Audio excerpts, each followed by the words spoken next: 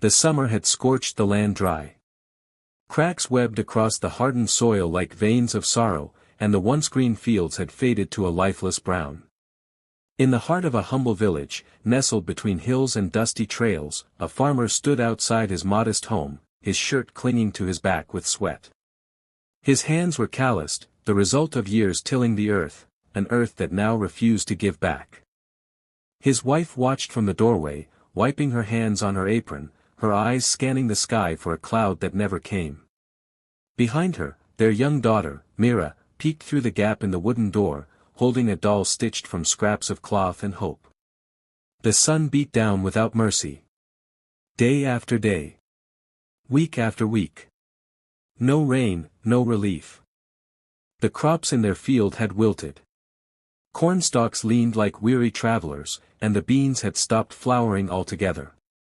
The village's once lively market was quiet, too quiet, with baskets that once overflowed now sitting empty, save for a few shriveled vegetables and disappointed sighs. Myra's father, Jacob, wiped the sweat from his brow with a trembling hand. He glanced at the sky, still blank. He'd always been a man of quiet perseverance, but now the silence was too heavy to carry. The burden wasn't just the failing farm, it was the fear in the villagers' eyes, the tension in every whispered conversation. It was the look his wife gave him each night, when words were useless, and the tired weight of survival spoke instead. One morning, the village elder called a gathering under the old fig tree near the well. Villagers from every corner trickled in, carrying fans, worry, and silent prayers. "We will pray," the elder said, voice frail but steady. "Together. Tomorrow, at midday. We will all pray for rain." Jacob nodded along with the others. He didn't say much. He never did. But inside, a flicker of hope returned, fragile as a matchstick flame in wind. That night, he told his family the plan, and Myra's eyes lit up. "Will it work, Papa?" she asked, her voice tiny and unsure. Jacob looked at her, her small hands, her bare feet, her dirt-smudged cheeks, and smiled the kind of smile that held more sadness than joy. "We'll ask for rain," he said. "And we'll believe." The next day, as the sun reached its highest, the villagers gathered once more under the fig tree. Hands clasped, heads bowed, voices lifted together in aching harmony. It wasn't loud, and it wasn't rehearsed. It was raw, broken, beautiful. Pleas for mercy. For crops. For children. For survival. Jacob's family stood together, and Mira held her father's hand tightly, eyes closed, her lips moving silently. "I don't want you to be sad anymore, Papa," she whispered. "Please make it rain. Please make him smile." After the prayer, the villagers slowly dispersed. There were no miracles, no signs from the heavens, just the same stubborn sun glaring down, indifferent. Jacob turned to head back to the field, defeated but determined to keep trying. "I'm coming with you," Mira announced, holding something tightly under her arm. He looked down at her. "The sun's too hot, sweetheart. Stay with Mama." She shook her head. "I have to come. I'm bringing this." From under her arm, she pulled out an umbrella. Jacob blinked. "Why are you bringing that?" She looked up at him with eyes that were somehow older than her years. "Because we prayed for rain." Jacob stared at her for a long moment, and something shifted inside him. He looked at the umbrella again, bright red, patched at the seams, far too big for her tiny hand, and he felt the sting of tears rising behind his eyes. He didn't say anything. He just knelt down, scooped her into his arms, and held her close. They walked to the fields, hand in hand, her umbrella bobbing with each step. And that night, as thunder cracked across the horizon and the sky finally split open, it rained. It rained like heaven had been listening all along. The villagers danced in the streets, soaked to the bone, laughing through tears. Jacob looked up at the sky with open arms and wept, not from fear, but from gratitude. And Mira? She stood beside him under her red umbrella, smiling. Jacob would tell that story for years afterward, not about the drought, or the suffering, but about the umbrella. About the belief in something unseen. About how a child had taught a grown man how to have faith again. Because belief isn't just thinking something might happen. It's acting as if it already has. And sometimes, when life is darkest, that's what we need most, not just hope, but the courage to live like hope is already real. The rain poured steadily through the night, seeping into the dry earth like a long-awaited balm. Jacob stayed awake, listening to it drum against the tin roof and trickle down the windows. His wife lay beside him, her eyes wide open in the dark, and for the first time in months, neither of them spoke in fear or worry. They listened in silence, letting the sound fill all the cracks the drought had left behind in their hearts. In the morning, the air smelled different. Fresh. Clean. Alive. The ground, once dusty and cracked, had turned soft beneath their feet. Patches of green peeked through the soil as if the seeds had been waiting for this moment all along. Jacob stood in the field with Mira beside him. He didn't have to say anything. The way he knelt, scooped a handful of moist soil into his palms, and held it to his chest, it said everything. Mira looked up at the sky, held her umbrella to her side, and simply smiled. She didn't understand all the science behind the rain, but she understood something more powerful. Sometimes, faith has to lead the way before results can follow. The news of the rain prayer spread quickly throughout the village. People whispered about the miracle, some calling it coincidence, others calling it divine. But everyone remembered one thing: only one person had brought an umbrella. That image, a little girl standing in dry heat, umbrella in hand, became a symbol. It wasn't just about weather anymore. It was about belief. About showing up for life with faith so strong, it looked foolish to the world, and yet, it moved mountains. Weeks passed. The crops began to grow again. Life returned to the village. The market reopened, buzzing with color and sound and laughter. Jacob's family was no longer just surviving, they were living. They had enough to eat, enough to share, and enough to be grateful for every single day. But something inside Jacob had changed permanently. He found himself noticing people differently. He paid more attention to the ones who were quiet, who struggled silently. The older man who sat alone outside his broken cart. The mother with tired eyes carrying more than just groceries. He realized that most people walk through life carrying invisible droughts, seasons of hopelessness, anxiety, grief. And sometimes, all it takes to spark belief again is someone beside them holding an umbrella in the sun. One afternoon, he sat with Mira beneath the old fig tree where the village had once gathered to pray. The branches swayed gently overhead, casting dappled shadows across the earth. "Papa," Mira asked, swinging her feet, "do you think it rained because we prayed?" Jacob looked at her, his eyes soft. "I think the rain was always coming.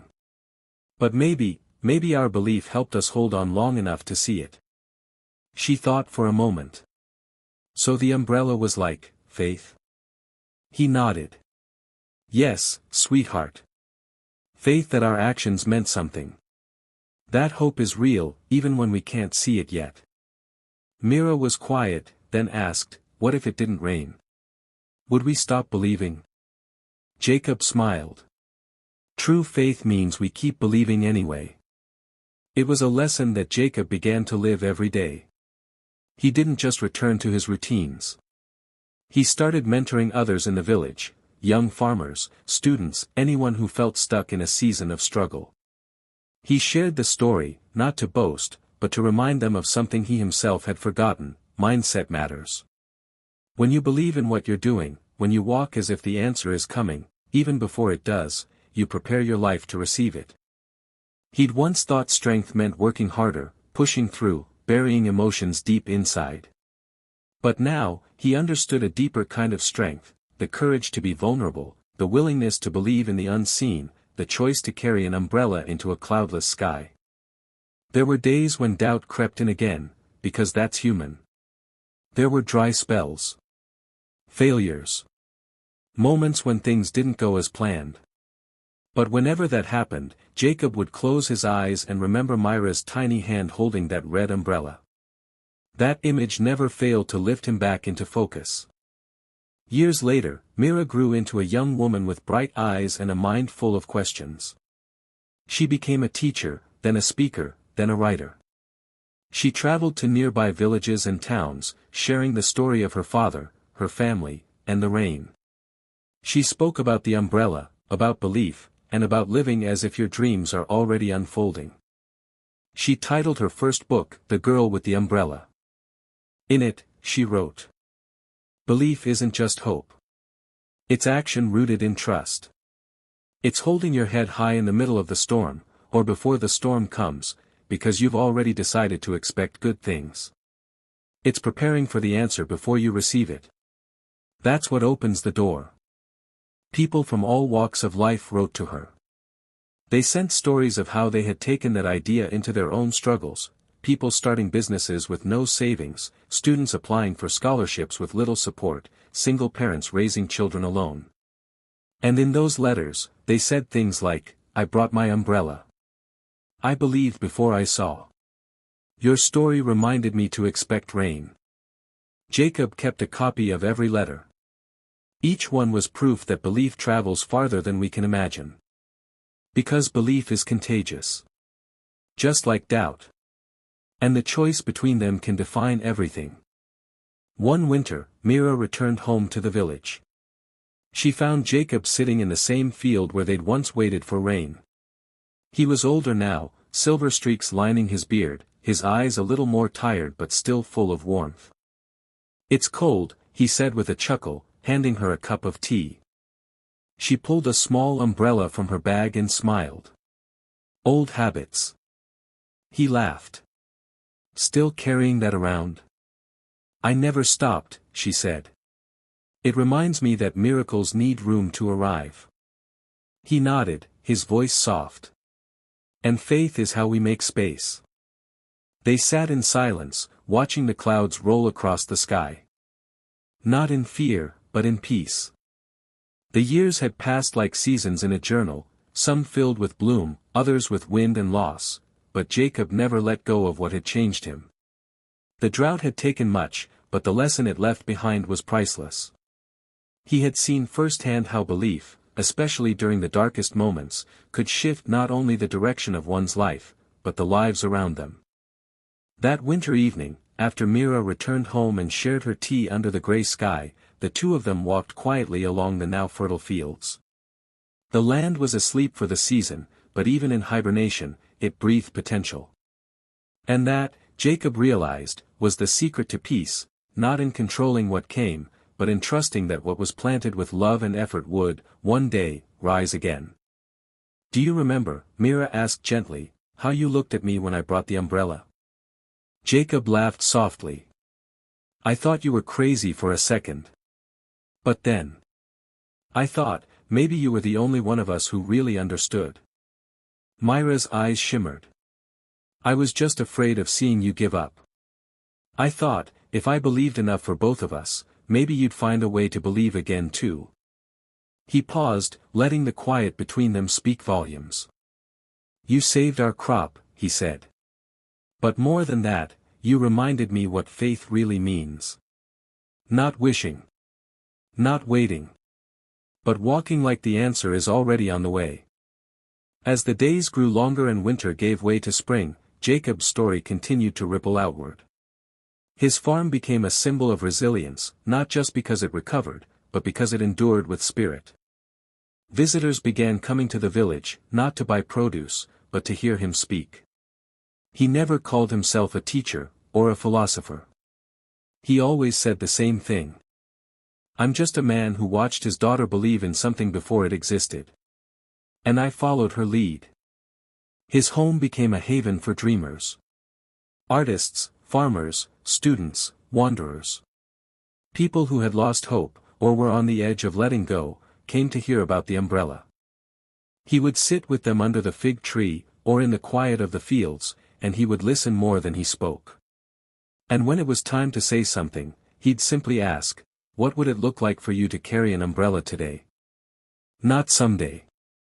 Not if it starts to drizzle. But now. Right now. Because that, to him, was the root of true change. Belief isn't a guarantee. It isn't a magic trick. It's a choice to stay soft in a hard world. To act as if your efforts matter. To show up for your own life as though it's worthy of showing up for. One evening, long after Mira had moved to the city to build schools and speak at global conferences, Jacob sat alone at the edge of the village. He watched the sunset ripple across the sky in hues of fire and lavender. The fields whispered with growth, a gentle rustling carried on the breeze. He thought of all the people who had written letters, all the voices that had echoed his story in languages he didn't even speak. All because of one moment. One tiny act of belief. One little red umbrella.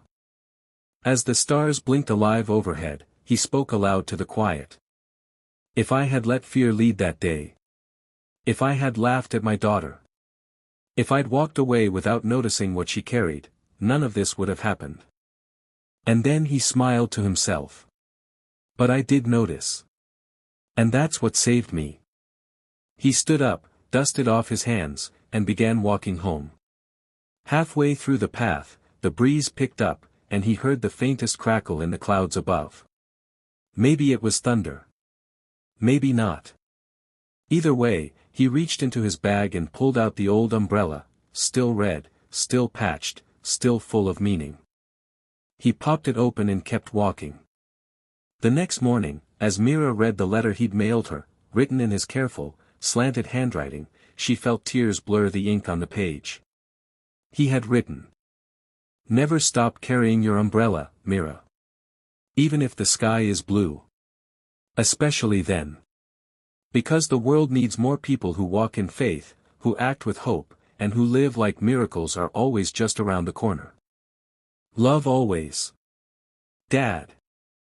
She folded the letter slowly, pressed it to her heart, and looked out the window.